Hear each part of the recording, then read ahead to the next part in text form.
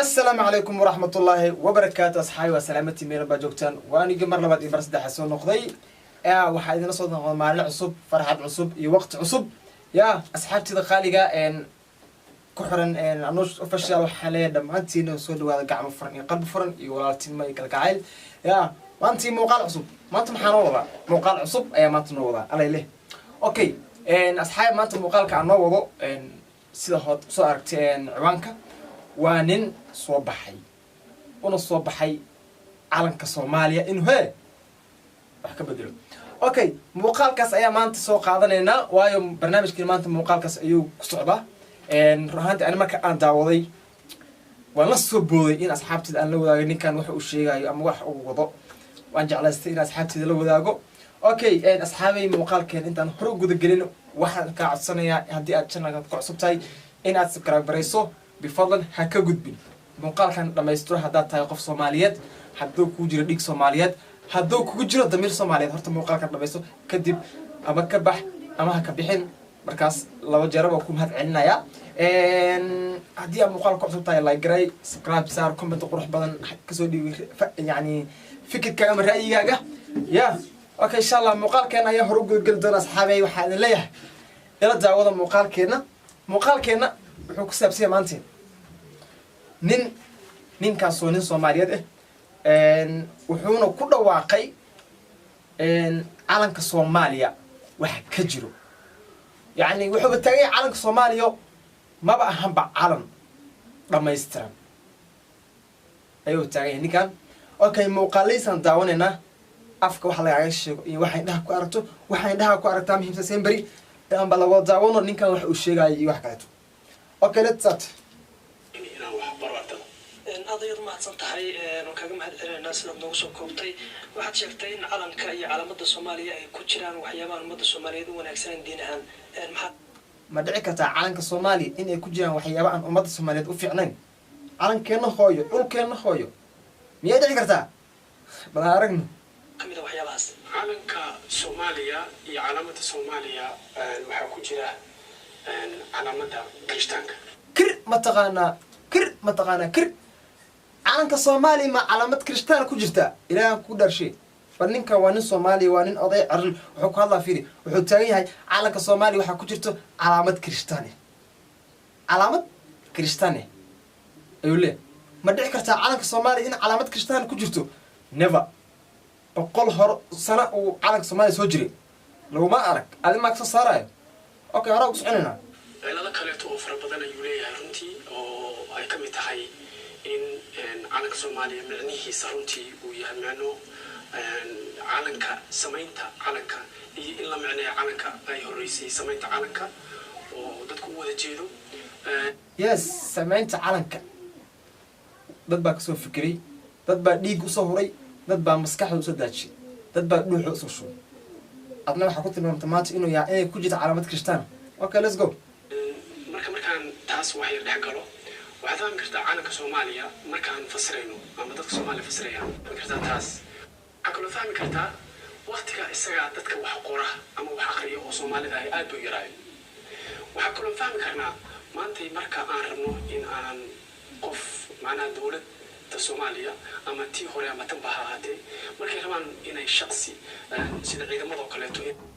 ilaahay amurso waxa la arki jiray qof ku taagan dawlad qof ku taagan madaxweyne qof ku taagan dal laakiin nin u soo dhar dhigtay calankii Kirishtaana ku jira inaan bedelaa raba calanka Soomaaliya kaala adigu dhiigeena bixi ee dhigka noogu bedel adigu ma yeelis dhig Soomaaliland ugu jiro dhige Soomaaliyeed ayaa ugu jira ninka wuxuu sheegay macquul ma kota ma aha عدونا حصص ما يبوظ وقين دبوس ما يقنصي قبل سنة داش الشريف بكل اللي كندا كحبسي هالجية يا في حبنا كرجال حبسنا على الضيع حقنا على الضيع المتنا هي حسن على غيره حقين وما قال حتى اللي دوانك الدقي ده ما تغنى dhiiga kacay haday maqlaan Soomaaliya ma taqaana heesar la soo qaaday ama amaanyar dhiiga kacay ma leeyahay calan kirishtaana ku jiro calaamad kirishtaana ku jirto maya annaga waxaana dad soomaaliyeed dhiiggeena iyo damiirkeena ma siinayo in calankeena aan aamino inuu ku jiro calaamad kirishtaan ninkan waa nin kolley waxaan ku tilmaamaan garanaynin waan la yaaba markaa muuqaalaysa daawaday okay muuqaalka xigo balaa aragna wax uu sheegayo waxa ay ku fadhiyaan wuxuu ku leeyahay calanka Soomaaliya waxaa laga soo dhaxbaxshay calanka horay loo sameeyay 19 baarta aan aragna wax laga sheekay waxa ardo xarta muhiimsan kan loo galiyay nala ku qasbay ama nala ka dhaadiciyaba inaan calankan qaadano sida waxa ku jira hadda hadii baaritaan la sameeyo waxa jira waad arkaysaa macna hadda sawirkaan oo kaleeto waad ku arkaysaa in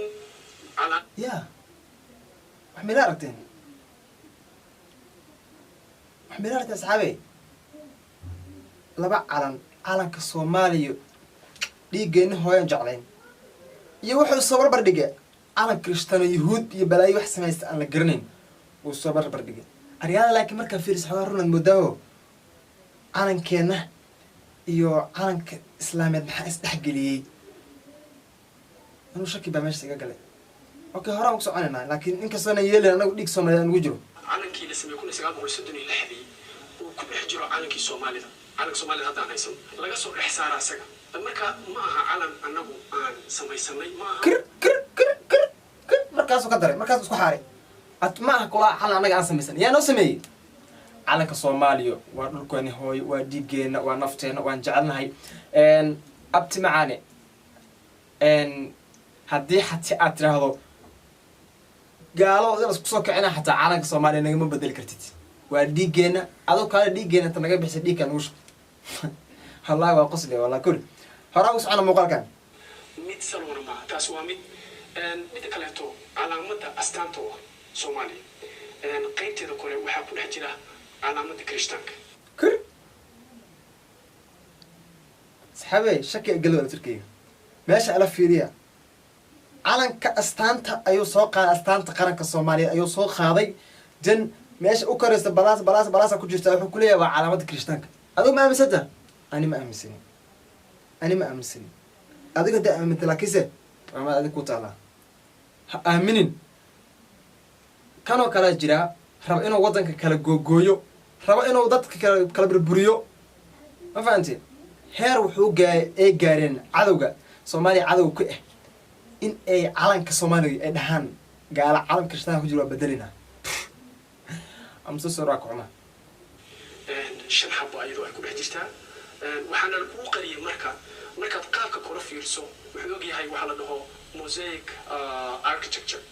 oo masaajidada oo kale tiyaad ku arkaysid laakiin gudihiisa waxa laakiin marka xogaa fiirso aqoonyahan uu egyahay laakiin waxa uu ku fikiray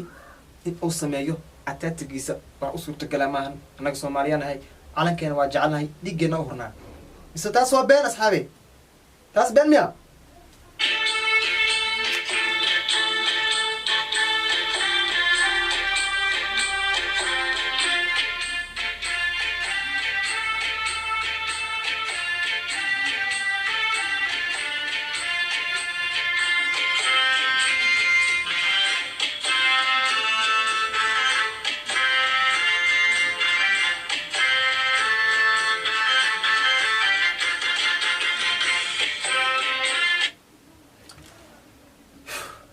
anagoo dhig Soomaaliya lagu jiro haddaan maqalla astaanta kaliya calanka astaanta uu leeyahay jaraaca jirka naga jajabayso xaaduna istaagayso dhiigana kacayo ayuu leeyahay calanka astaantiina u baranay calanka ayaa la bedelaa ma aamin adigu taas inaad macquul ay tahay macquul ma aha okay qofka muuqaalkiisa hadan hore u soconaynaa horta ani ma ka helin qofkan waayo sababtoo ah anagu waxaan ku hay cadawga koowaad number 1 ku ah cadawga ugu horeeyo number 1 ayaa ku waxaan sababta ugu ahay wuxuu soo faragashtay calankeena Soomaaliyeed buluuga xidigta ku dhaxtaa soo faragashtay waa la bedelaa calaamad Kirishtaana ku jirto sawirkan aan soo saar doono screenka shaashada saar doono ayuu leeyahay calankaana ku bedelayna calankeena Soomaaliyeed ilaa aan ku dhashay calankan mudig ma calankeena mudig ma calankeena sharaf oo leeyahay cizo leeyahay inta wala laga yaqaana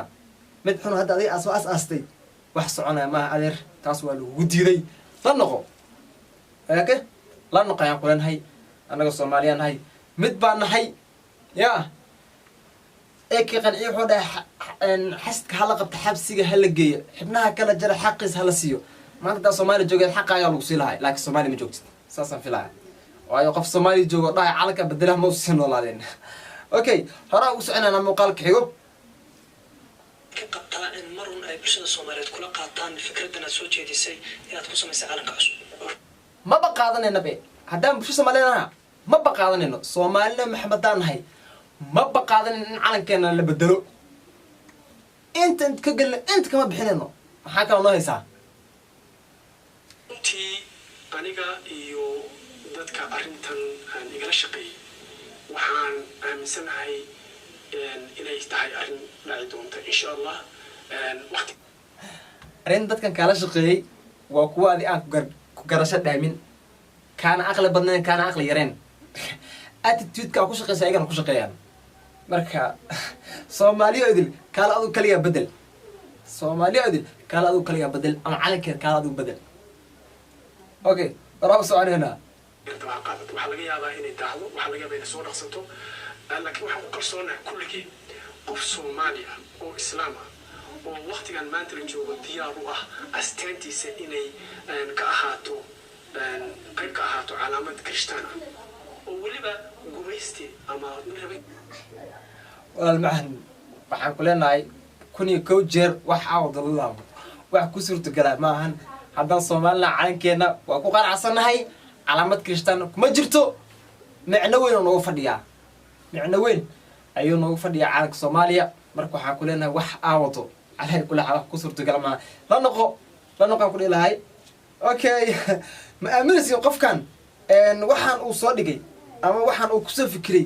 in ay Soomaali maskaxdeeda inta ka bixinayso ana number 1 ka inta ka liberal inta ma bixinay la noqo wax aaw amin in wax dhacayaan okay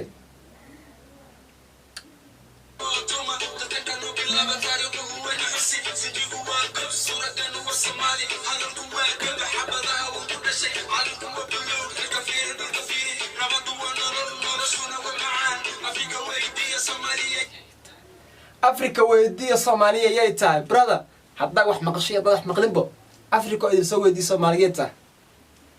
ya waxa ku dhilahay wax aawado la noqo dhig Soomaaliya nagu jiro damiir Soomaaliya nagu jiro waxana wax naga go'ay ma ahan dhigeena ku meelmay kala adu dhigeena ka dhaxbix ka dhaxsar okay asxaabay intaas waxa ku soo gabagabeynaa muuqaalkeena quruxda badnaa ee idin waday oo ka soo qaaday qofkan wax uu wado in aan idin wadaago okay waxaan idin leeyahay asxaabay inta ku kulmi doon muuqaaladan iyo muuqaalo ka qurux badan insha Allah waxaan kala tagi doonaa isma dhaafna cimri dheer cibaado suban bash barwaaqo nabad geliyo ha ka gudbin adoo muuqaalkan comment qurux badan ka soo qorin way garay meel ba gaarsii haddii damiir ama dhiig suman ku jiro